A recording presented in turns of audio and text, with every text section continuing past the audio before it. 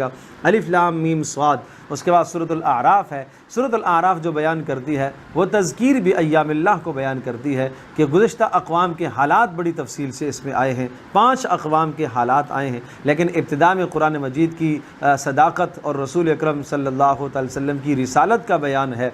और हुक्म ये है कि जो अल्लाह की तरफ से वही है बस आप उसकी इत्तिबा करते चले जाए, आप उसकी इत्तिबा करते चले जाए। और फिर ये समझाया फ़लनस्अलन्नल्लज़ीना उरसिला इलैहिम वलनस्अलन्नल मुरसलीन।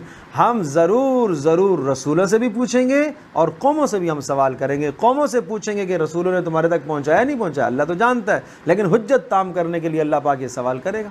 और रसूलों से भी अल्लाह पाक सवाल करेगा। और उस दिन फरमाया वल वज़्न यौमइदिनिल हक़, तराज़ू कायम की जाएगी। जिसकी नेकियां भारी पड़ गई वो कामयाब और जिसकी नेकियां हल्की पड़ गई वो नाकाम, वो तबाह।